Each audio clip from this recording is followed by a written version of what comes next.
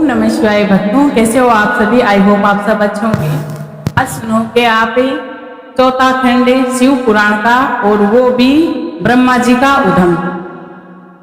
वीरभद्र के द्वारा दक्ष के यज्ञ का विध्वंस हो जाने पर देवताओं ने दुखित होकर ब्रह्मा जी को समाचार कहा।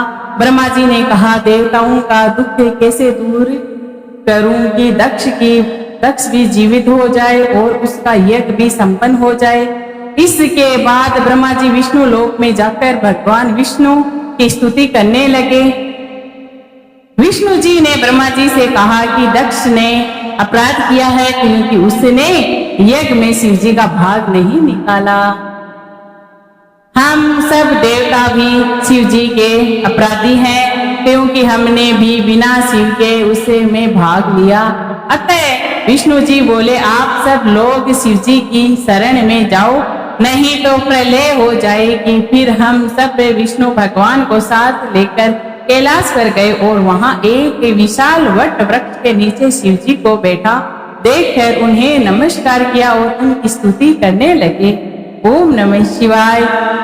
हे दयाल सिंधु, हे परमेश्वर, आपकी कृपा के बिना हम नष्ट भ्रष्ट हो गए हैं। हे भगवान शंकर जी, हमारी रक्षा कीजिए, हमारी विपत्तियों से रक्षा कीजिए। हे स्वामी, प्रसन्न होकर दक्ष के यज्ञ को पूर्ण करने की कृपा कीजिए। हम सब लोग इस यज्ञ में आपका भाग अवश्य निकालेंगे। हे स्वामी, इस यज्ञ को हम फिर से करना चाहते हैं। इस प्रकार बार बार विनती करके ब्रह्मा और विष्णु शिव जी के चरण पर गिर पड़े। ओम नमः शिवाय।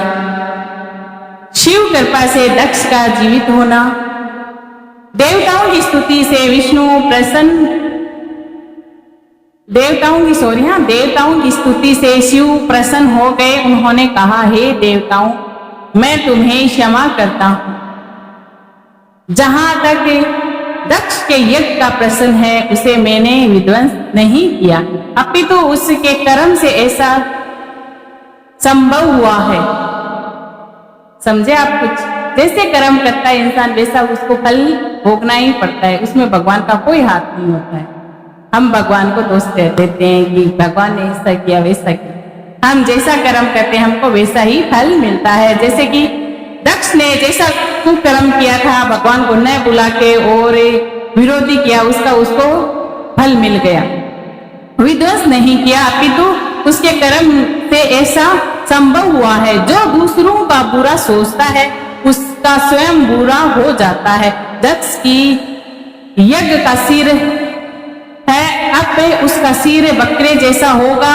भृगु सूर्य के नेत्रों से यज्ञ का निरीक्षण करके पुष्पों के टुकड़े दांत जुड़ जाएंगे। भृगु जी की दाढ़ी बकरे की तरह होगी। मेरी गणों के द्वारा मारे गए सभी देवताओं के साथ शिवजी उस स्थान पर गए जहां दक्ष का निर्जीवन शरीर पड़ा था। दक्ष के शरीर में बकरे का सिर लगाकर उसे जीवित कर दिया। दक्ष ने उठकर प्रसन्न चित्त से भगवान शंकर को अभिवादन और स्तुति की। दक्ष की स्तुति से भगवान शंकर प्रकट हो गए। ब्रह्मा जी बोले, इसे के बाद मैंने और भगवान विष्णु इस एवं इंद्र आदि लोकपालों ने भगवान शंकर की स्तुति की। ओम नमः शिवाय, ओम नमः शिवाय। सबके द्वारा की गई स्तुतियों से प्रसन्न होकर भगवान शिव ने दक्ष से कहा, हे दक्ष, तू मुझे परमेश्वर मानकर ज्ञान प्रायण होकर कर्म करो। तुम यह बात समझ लो कि मैं ही समस्त संसार का एकमात्र सृष्टा हूँ। विष्णु भक्त को मेरी निंदा नहीं करनी चाहिए। मेरा भक्त भी विष्णु की निंदा न करे। यदि कोई ऐसा करेगा तो दोनों के श्राप से तत्व को प्राप्त नहीं करेगा। दक्ष प्रसन्नता पूर्वक शिव जी के नाम का जाप करने लगा। सब देवताओं ने विष्णु जी की स्तुति की। दक्ष ने विधि पूर्वक यज्ञ को संपन्न कराया। विधि प्रकार के दान दक्षिणा दिए गए। शिव जी सहित सब देवताओं को यज्ञ का भाग दिया गया। यज्ञ की समाप्ति पर सब देवता शंकर भगवान का गुणगान करते हुए अपने अपने स्थानों पर पधारे गए। शिव जी भी अपने गणों के साथ कैलाश पर चले गए। ओम नमः शिवाय, ओम नमः शिवाय। रुद्र संहिता पार्वती खंड चतुर्खंड। हाँ, अब हम रुद्र खंड पढ़ेंगे, चौथा भाग। कहाँ थे? हिमाचल की। हाँ, यहाँ पर थे हम। शिव पार्वती संवाद। भगवान शंकर की बात सुनकर पार्वती जी बोली, हे योगी राज, आपने पिता से जो बात कही है उसका उत्तर मैं देता हूँ। आपने जो तप करने का निश्चय किया है वह क्या शक्ति युक्त नहीं है। यही शक्ति सभी कर्मों की प्रकृति बताई गई है। इसी से इससे चराचर संसार का पालन, संहार और रचना होती है। आप इस पर विचार करें कि यह प्रकृति क्या है। भगवान कहते हैं, आप इस पर विचार करिए कि यह प्रकृति क्या है और आप कौन है। यदि प्रकृति न हो तो शरीर तथा स्वरूप किस प्रकार शक्ति का पूजन ध्यान करे तो जगत का कार्य चलता रहे। यह सुनकर भगवान शंकर ने कहा, हे पार्वती, मैं तप के द्वारा प्रकृति का नाश कर चुका हूँ। अब मैं तत्व रूप से स्थिर हूँ। यह सुनकर पार्वती जी हंसकर बोली, हे योगी राज, आप कैसी बातें कर रही हैं? थोड़ा सोच कर बताइए। यदि आपने प्रकृति का नाश कर दिया है तो आप इस प्रकार विद्यमान हैं। संसार के सभी कार्य कैसे हो रहे हैं? क्या आप प्रकृति के तत्व का नहीं पहचान रहे हैं? आप पुरुष हैं और मैं प्रकृति हूँ। आप मेरी कृपा पर ही सगुण होकर निष्ठावत हो, नहीं तो आप किसी भी कार्य को करने में असमर्थ नहीं हो सकते। ओम नमः शिवाय। यह सुनकर शिवजी बोले, हे हिमाचल कन्या, यदि मैं माया रहित परमेश्वर हूँ तो तुम श्रद्धा पूर्वक मेरी सेवा में तत्पर हो जाओ।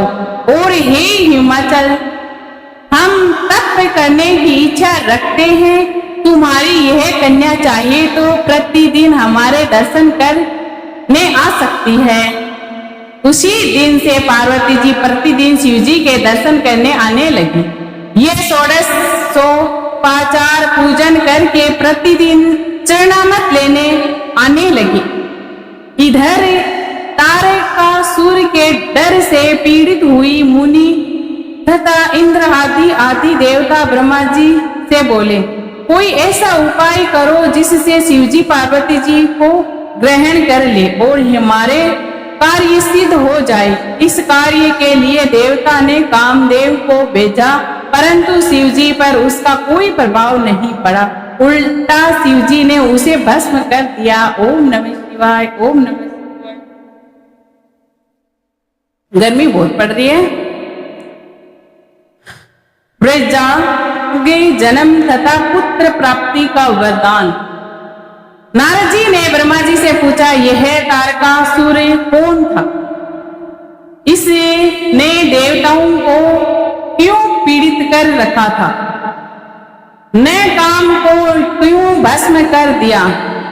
ब्रह्मा जी ने बताया, हे नारद, मरीचि के पुत्र जो कश्यप हुआ है उन्हीं दक्ष की कन्या दति ब्याई थी।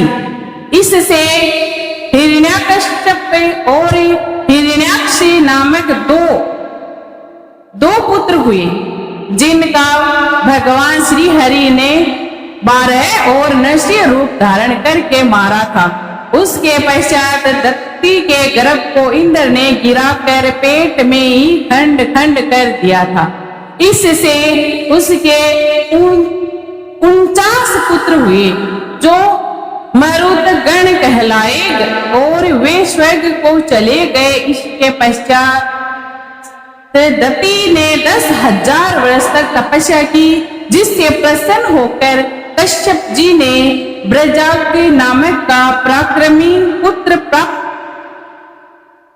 पुत्र उत्पन्न किया। ब्रजाग ने माता दक्ति की आज्ञा से देवताओं को जीत कर उनका राज्य छीन लिया।